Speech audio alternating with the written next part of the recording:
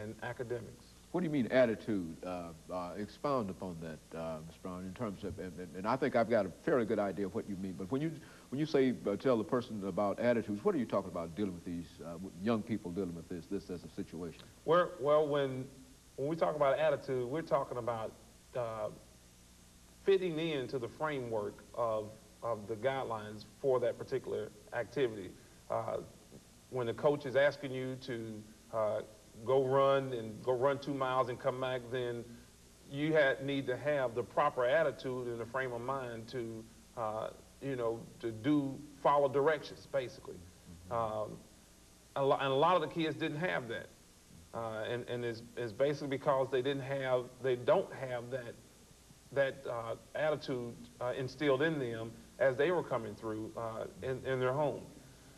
So when you would ask a kid to do something, then they just didn't want to cooperate. They became belligerent in reference to doing it in many instances.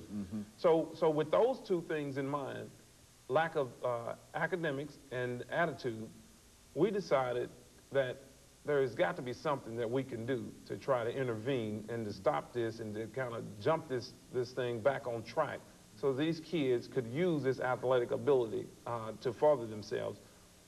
So what we decided to do, we decided to create or put them in a boot camp setting. And here again, with just hearing the word boot camp is enough to just make you sit up straight in your seat.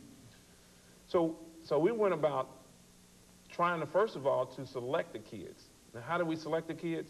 Well, basically, it was on a volunteer basis. Of course, we don't think that it would have worked out as well as it did by having a kid forced to go into a learning situation. So we started selecting them by basically getting them the volunteer to come in. So from there, we selected 16 youth to come in and to be a part of this boot camp.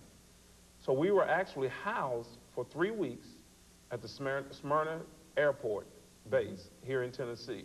For 3 weeks. For 3 weeks, we was there, and this is what the schedule consisted of. Now, you remember, too, now, these are some young men who are accustomed to not getting up in the morning. First of all, this is summertime. Summertime where you sleep in 12, 1 o'clock in the afternoon. We were up every day at 5 a.m. was the wake-up call. From 5 a.m. to 5:20, they had 20 minutes to be outside, dressed in full uniform, lined up, and ready to start the day.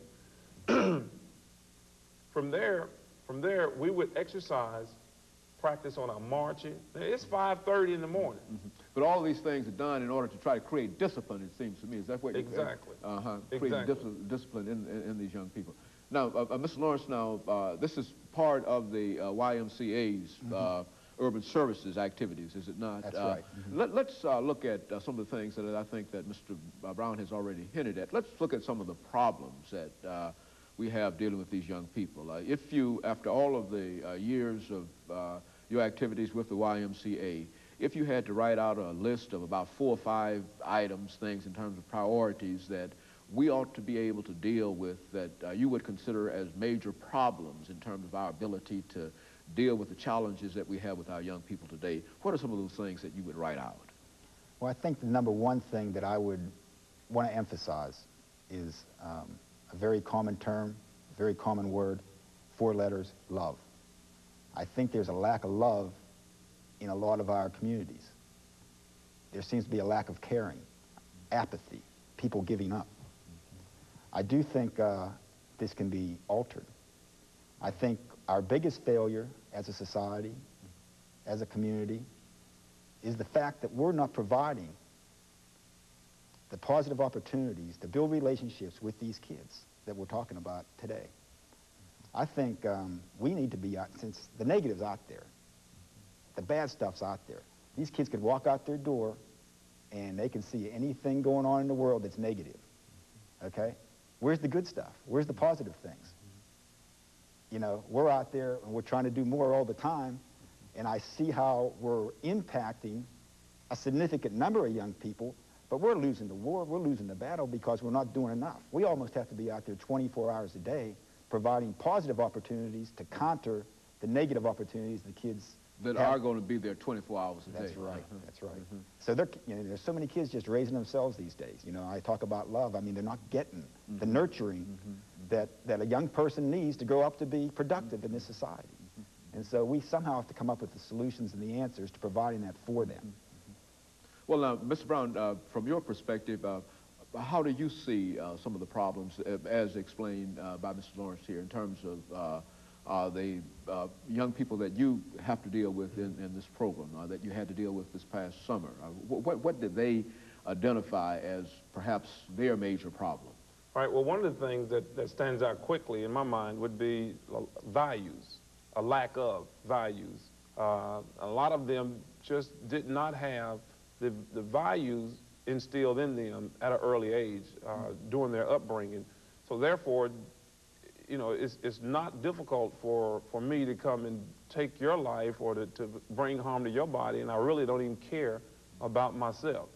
That's the first thing that stands out with me. The other, you know, today we're having a lot of kids having kids, and therefore, how can you love a child and you would never love yourself? And I think that has a lot to do with things now, with the grandmothers now being in the 20s. The other thing is that we find that the kids are crying out for some type of structure and discipline.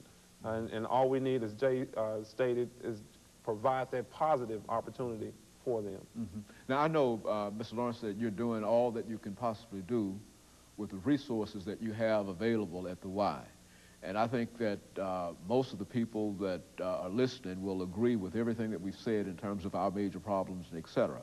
But now, where do we go from here? I mean, if by now we as a nation have come to the conclusion that we've got to deal with our youth, what are some of the things that we have to do? I mean, do we need more resources? Do we need more money? Do we need more? I mean, what do we need? I mean, how can we get off this thing? Because, see, we've been talking about this as a problem for the last 10 or 11 years. I know that personally, you see, and it's, of course, it seems to be getting worse than better. But how do we turn it around? I think, you know, you talk about resources, that's definitely a factor. You know, at Urban Services, we've been able to grow in the past 5 years because the Y has put a lot more money into our Urban Services program. And because they have done that, we've been able to hire very capable people like Michael Brown here, and we have a staff right now of around 12 people who I think are the best youth workers in this country. I mean, they know what they're doing. Now, you've had experiences as a